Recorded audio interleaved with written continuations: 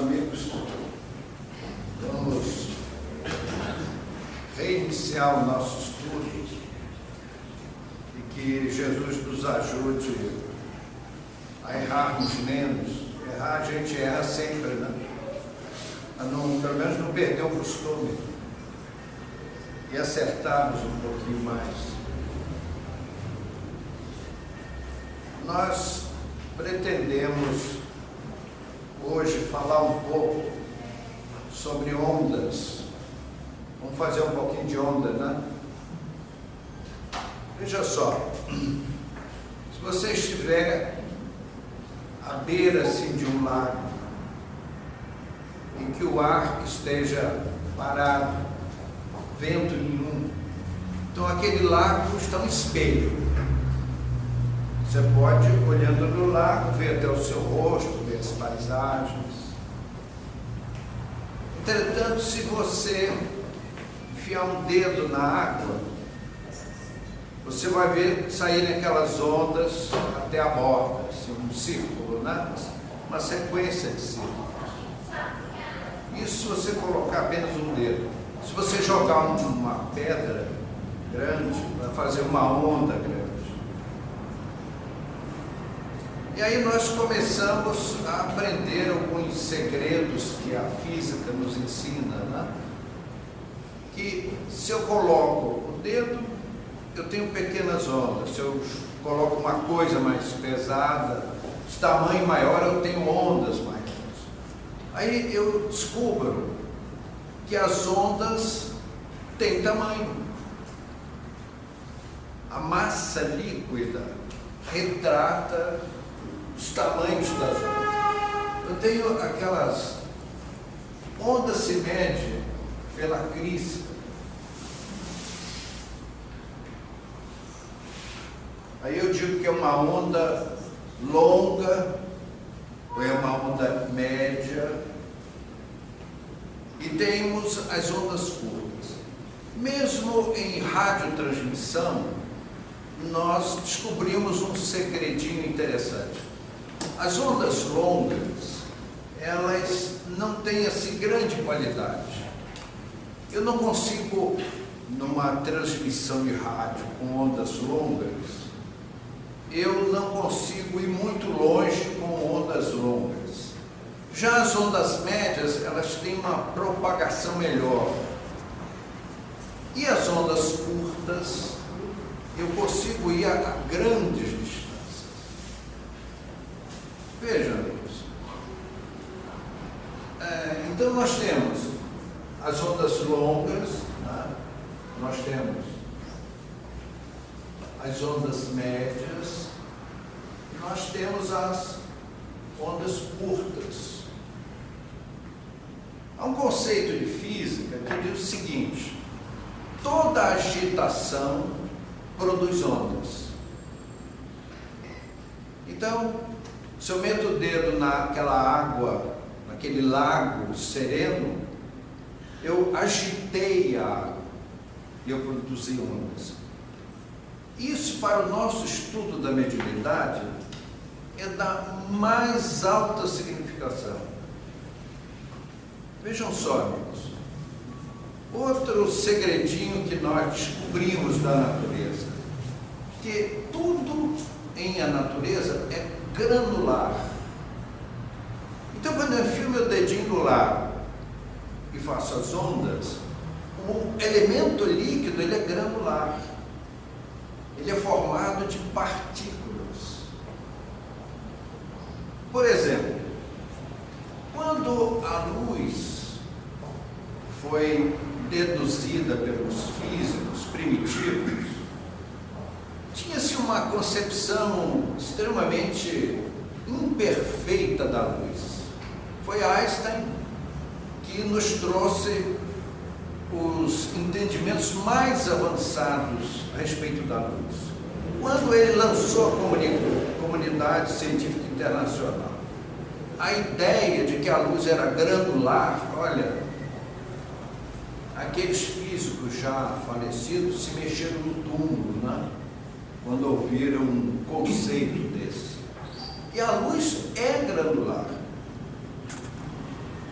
a luz também é transmitida à base de ondas. Então, assim como as ondas que eu faço no lar são ondas de um meio líquido granular, que são as moléculas da água, o já conhecido H2O, também a luz, e como ela tem um tom amarelo,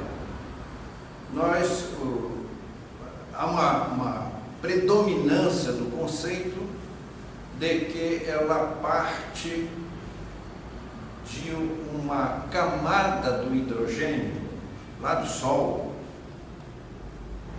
porque nós temos no átomo 7 camadas. Então, se eu tenho um raio de luz de uma camada externa, eu tenho uma luz vermelha. E se eu for lá no fundo buscar a primeira camada, eu tenho uma luz violeta. Então, eu tenho as 7 cores do arco-íris e não há nada de místico nesses 7. Há pessoas que adoram o 7, o 13, não é isso? E nós espíritas estamos absolutamente fora disso. Então, é a ciência que nos diz que o átomo tem 7 camadas. Então, se eu vejo essa coloração alaranjada do Sol, eu entendo que ela, eu não cientista, né, vem das emissões das partículas fóton, daquela camada onde está, porque o hidrogênio é um átomo assim, de pouco peso atômico, né? Então as partículas estão naquele espaço do átomo para gerar o tom luminoso nas vizinhanças do amarelo, né? Ou do laranja. Assim também, amigos, como eu tenho na luz, eu tenho do vermelho ao violeta, né?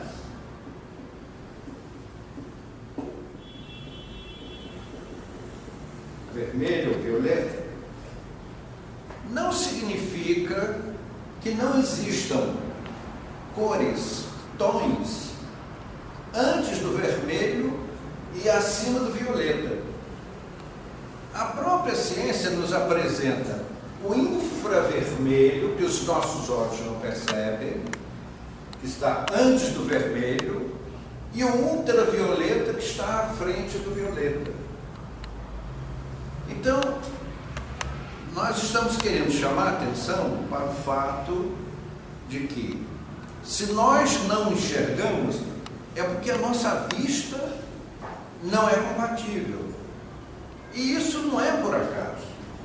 Os nossos sentidos, eles são limitados, fortemente limitados, para que nós, uma vez encarnados, vivamos dentro dessa limitação ou dessas limitações dos nossos sentidos e possamos nos dedicarmos a uma certa tarefa terrestre.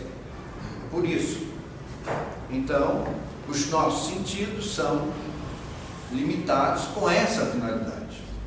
Então, quando dizemos que os nossos olhos veem do vermelho ao violeta, não significa que não exista o infravermelho e o ultravioleta. E há tons mais fora desse espectro que existem e que os nossos olhos humanos não percebem. Eu falei aqui do tamanho das ondas, né? Aqui as ondas curtas. Também, quando nós dizemos que falamos em onda curta, todo mundo sabe que para ouvir um rádio de uma transmissão de outro país, eu tenho que colocar aquele botãozinho em ondas curtas, porque senão a propagação não chega até a antena do nosso rádio. Nós estamos fazendo esse comentário para chamar a nossa atenção para esse detalhe. Então, deixamos a Terra e vamos ao mundo espiritual. Por que razão Os espíritos menos adiantados como nós não conseguem enxergar tanto ambientes espirituais e mesmo os espíritos mais adiantados.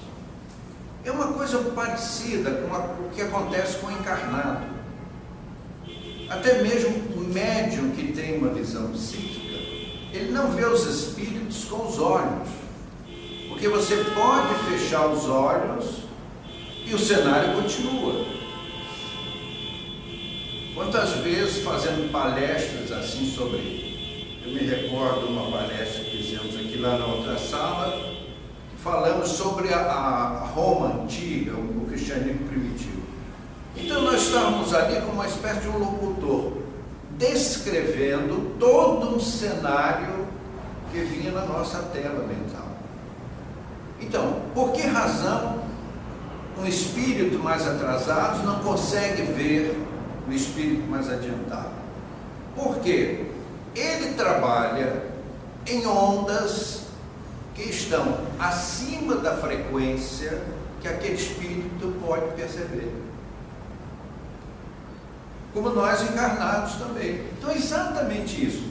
O meu olho humano consegue enxergar o vermelho e o violeta. Eu não enxergo o infravermelho, não enxergo o ultravioleta. E a escala não acaba aqui.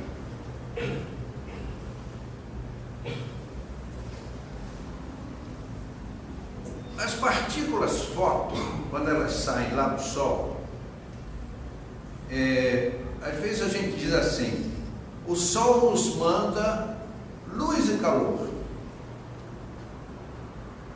O calor, eu fico meio em dúvida. Luz, com certeza, né?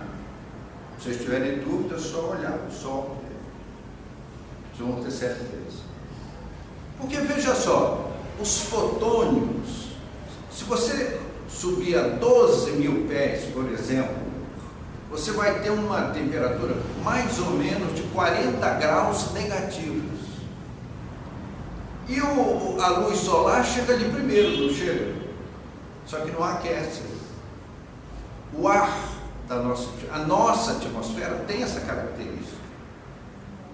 É preciso que a partícula, o fotônio, ou partícula fóton, saia do Sol, ela viaja cerca de 8 minutos para chegar na Terra, a 300 mil quilômetros por segundo, passa a nossa atmosfera e quando ela se choca com o solo, aí que ela produz o calor. Então o calor é consequência do impacto da partícula com a superfície terrestre. Interessante isso, né? Então quando Einstein disse que a luz era composta de partículas e que viajava em ondas, isso, olha, foi um reboliço no mundo científico. Mas depois os estudos se aprofundaram e nós chegamos à conclusão que realmente a luz é formada de partículas e que viaja em ondas, como aqui, essa é a onda do nosso lago, né?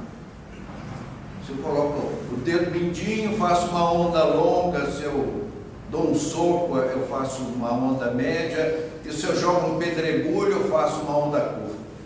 Mais ou menos isso, né? Isso é só para entender. Então vejam só, é por essa razão que as nossas correntes mentais apresentam certos padrões de onda. Puxa, mas a nossa corrente mental em ondas porque tudo no universo é onda, tudo é a obra do Criador. Então, muitas vezes a ciência examina um determinado segmento, tira dali ilações e aplica em outros segmentos. É assim que a ciência vai fazendo descobertas e vai montando o quebra-cabeça para outros segmentos científicos. Então vejam só, amigos. O som, por exemplo. O nosso ouvido humano, que novamente bato na tecla de que ele tem, os nossos sentidos têm limitações propositalmente, E até me incomoda quando uma pessoa fala assim: ah, o nosso corpo humano é uma coisa inferior. Tá? Puxa, olha, inferior nada. Nós começamos a desenvolver a nossa matéria orgânica lá de eras remotíssimas. E aos poucos nós fomos fazendo conquistas com a ajuda dos espíritos criadores. E aí chegamos a toda essa beleza que nós somos hoje. Foi um trabalho assim formidável. Então nós temos que olhar o corpo humano assim com grande respeito. Ele é, diz Emmanuel, a maior dádiva de Deus ao espírito é um corpo físico na Terra. Então nós temos que receber o corpo físico com grande respeito, uma grande gratidão a Deus. Então nós falávamos sobre os sonhos, né? O ouvido humano, vejam só, ele percebe vibrações graves em ondas de 60 ciclos e vai até 17 mil ciclos por segundo. Como eu escrevi o 17 mil, não preciso do R. Então veja, eu ouço uma onda de 60 ciclos. Se baixar, eu não ouço mais. Aí é um som tão grave que eu não ouço mais. Todo som é resultado de um movimento vibratório. Por exemplo, se eu pego uma lâmina de aço, prendo ela aqui com o dedo bem preso, faço assim, ela faz assim, né? E produz o som. Aí ela agita, quer dizer, toda agitação produz onda. Então, eu agito as moléculas do ar, elas se propagam. Abaixo de 60 ciclos, ele é tão grave que o meu ouvido não percebe. Agora, isso não é uma ciência exata. Por que razão? Porque há pessoas que têm uma audição diferenciada de outras pessoas. Não existem dois ouvidos que sejam absolutamente iguais. Pegar o pavilhão auricular, sensibilizar o tímpano, atingir aqueles ossinhos, são os menores que nós temos no corpo humano, né? E que alcança o nervo auditivo e forma o cérebro. Então, se a vibração é inferior a 60 ciclos, eu não consigo esse efeito, de tão grave que é. E o agudo vai ficando tão fininho o agudo que faz o mesmo efeito até 17 mil ciclos. Acima de 17 mil, vão frequências cada vez mais altas de ondas e que o nosso ouvido não percebe. Por exemplo, o seu cachorrinho, ele ouve ruídos agudos até 50 mil ciclos. É por isso que o cachorro está ali dormindo, de repente ele levanta a cabeça, levanta as orelhas, né? A orelha do cachorro é um radar, ela fica procurando a direção da onda. Se você já viu a orelha do cachorro, assim, é uma parabólica. Ele chega a ouvir sons em 50 mil ciclos. Agora, mais fantástico é o morcego. O morcego consegue ouvir frequências de 300 mil ciclos por segundo. Para o ser humano, é assim, uma coisa inconcebível. São instrumentos de grande precisão para registrar uma frequência de 300 mil ciclos por segundo. Os cientistas fizeram experiências muito interessantes com os morcegos, né? Eles fizeram uma sala bem grande, como essa aqui, e passaram fios por um furo e um guiso pendurado no fio do lado de fora. e soltaram os morcegos ali em plena escuridão. E os morcegos voavam e não esbarravam nos fios. Como o morcego faz? Da mesma forma que os nossos olhos, e a natureza protegeu muito os nossos olhos, você vê que o olho humano está dentro de uma cavidade. Quando você bate com a cara, fere o supercílio ou a face, mas o olho está dentro de um buraco. Proteção. Temos a sobrancelha. A nossa sobrancelha é uma calha.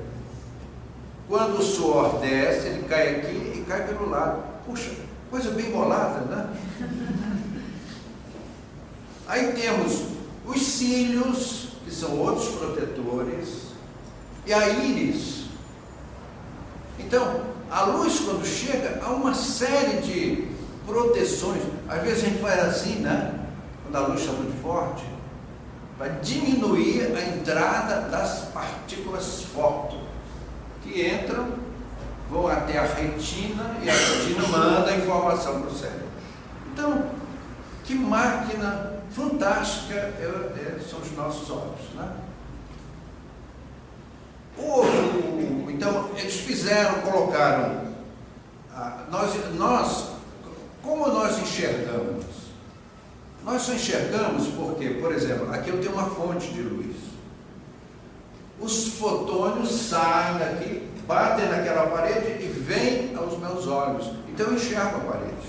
Na verdade, nós enxergamos o ricochete, o reflexo das partículas fóton. Elas batem em tudo e vêem os nossos olhos. E nós temos essa sensação de profundidade, que é um computador que nós temos no cérebro, que processa a informação e nos dá a imagem, a profundidade. Os morcegos fazem isso de uma forma fantástica com o som. Eles geram o som com as asas. E eles veem, entre aspas, com os ouvidos. É uma visão auditiva simplesmente fantástica. Nós, humanos, longe de fazer uma coisa dessa. Nós enxergamos com os olhos, morcego. Então, aqueles morcegos voavam entre os fios passados naquela sala escura e não esbarravam. Porque se esbarrasse, o sininho lá fora, que é o fio, passava aqui, passava num buraco, pendurava no sino. O morcego se esbarrasse, o sino fazia barulho lá fora. Então nós vemos como que obra majestosa é, primeiramente, o mundo que vivemos, que é o que mais conhecemos, e daí, por consequência, todo o universo. Então nós ouvimos, nós humanos, 60 a 17 mil ciclos. Então vejam, amigos, não significa que não tenha vibrações abaixo, infra e acima ultra, o chamado ultrassom, que os nossos ouvidos não percebem. Então tudo isso é, diríamos, complexo, mas feito dentro de uma programação, dentro de um planejamento, para que o nosso espírito aproveite todas essas benesses e evolua. Eu apaguei aqui esse desenho, que eu precisava de espaço, sobre, dizíamos na aula anterior, de que se eu tenho um condutor, eu coloco aqui uma pilha, outra pilha, faço passar uma corrente. Onde existe corrente elétrica, eu tenho um campo magnético em volta do condutor. Isso é fatal. Agora, veja que coisa interessante.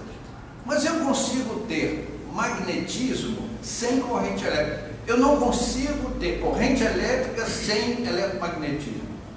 Mas eu consigo ter magnetismo, por exemplo, vamos supor que isso aqui é uma barra de um composto de aço magnetizado. Isto é, eu alinhei todos os átomos e criei um campo magnético, mas não tem uma corrente elétrica.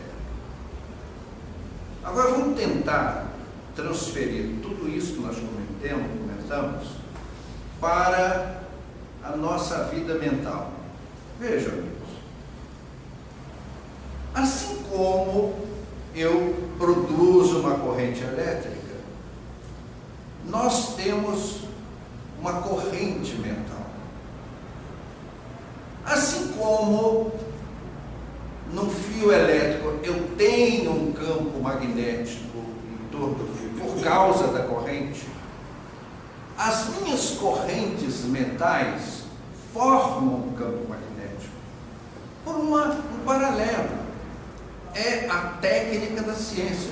Eu estudo um certo campo, tiro informações e deduzo outro campo que eu não tenho informações.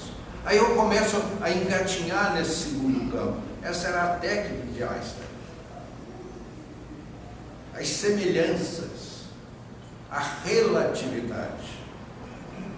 Então o universo é cheio de relatividades.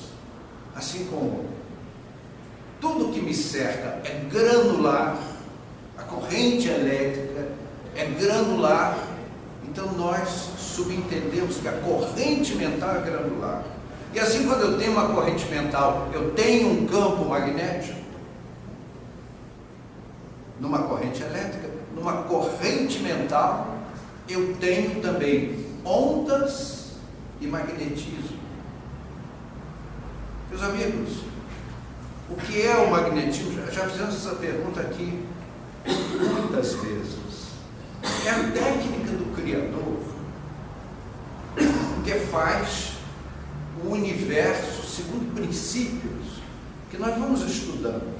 Começamos esse estudo, mas nunca teremos fim, porque Deus é infinito.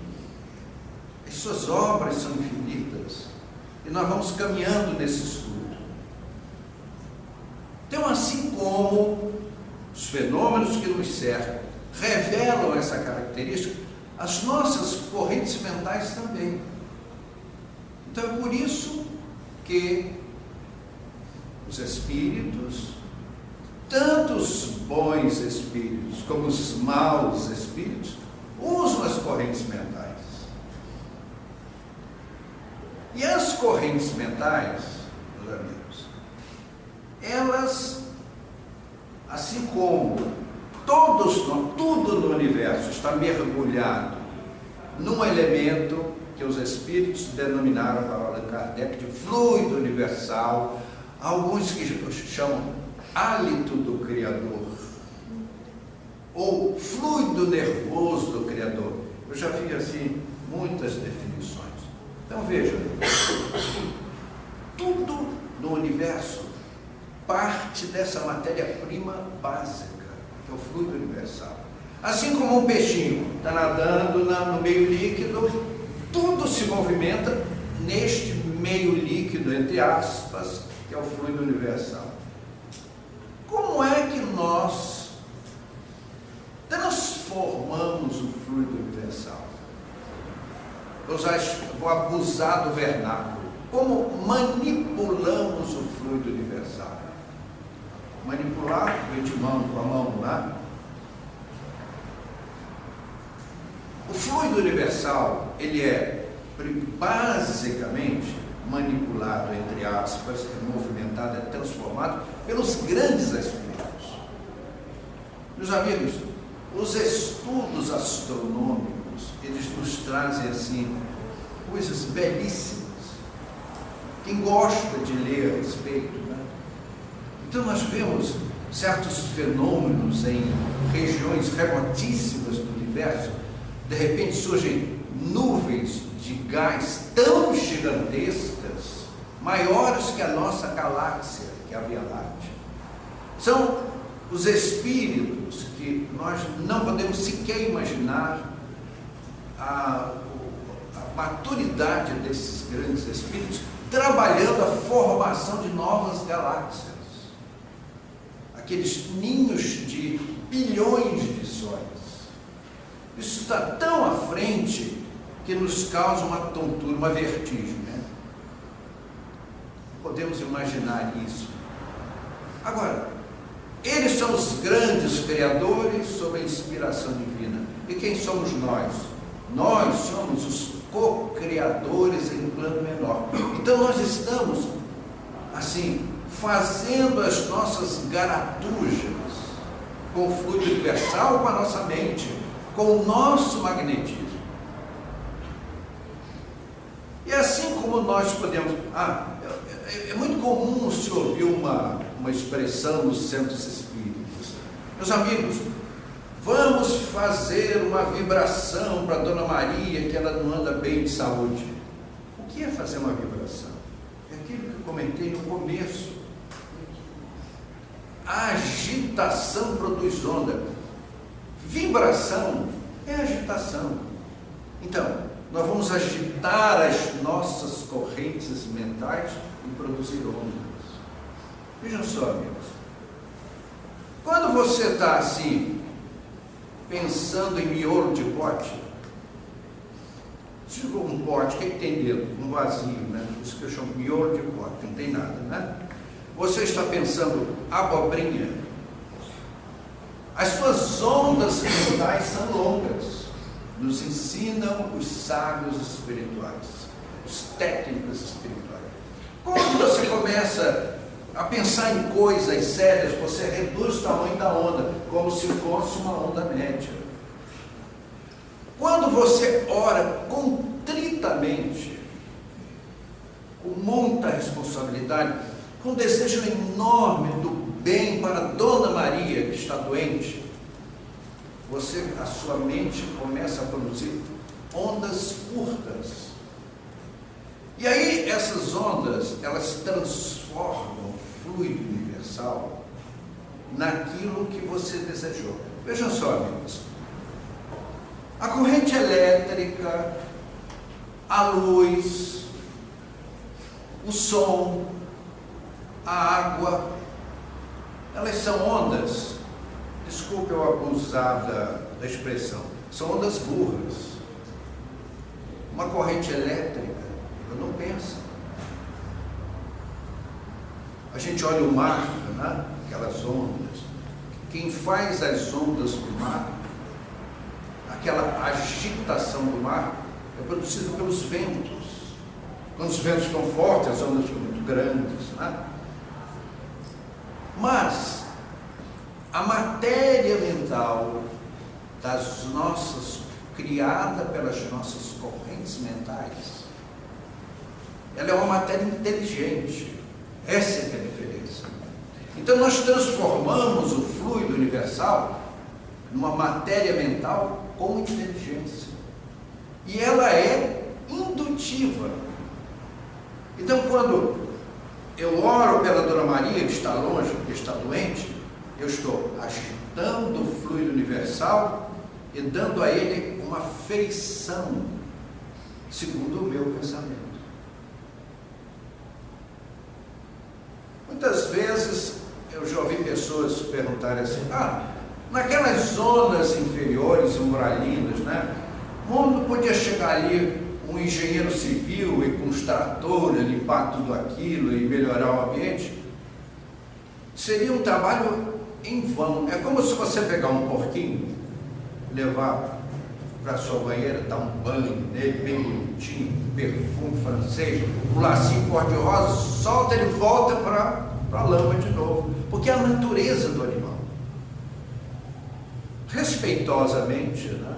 Quando nós vamos domiciliamos-nos porque o quisemos nessas zonas inferiores, aquilo tudo ali que cerca aquele ambiente é matéria mental.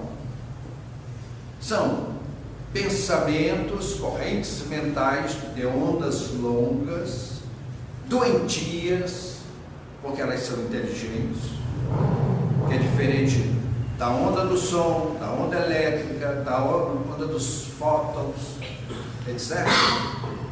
As nossas correntes mentais, elas são inteligentes, elas levam a mensagem. Então nós criamos uma matéria mental, se oramos, ou quando nós sofremos. Veja, amigos, todos nós, cidadãos terrestres, temos um medo terrível da dor, do sofrimento, né? Mas quando nós sofremos intensamente, a nossa mente vibra em ondas curtíssimas e o nosso espírito ganha novas dimensões. Nós vamos falar depois sobre os campos de Einstein. Eu estou parando nesse ponto propositalmente. Antigamente se falava muito em éter, né? Éter-cosmo. Essas são expressões físicas arcaicas, né? Hoje fala-se de campos. E a nossa mente cria em torno de nós um campo. Aquilo que algumas pessoas chamam de áurea, né? A minha áurea está doente. Puxa vida, que é a sua filha? É a aura. A aura é um campo que nós criamos com as nossas correntes mentais. Meus amigos, Deus nos guarde e nos abençoe.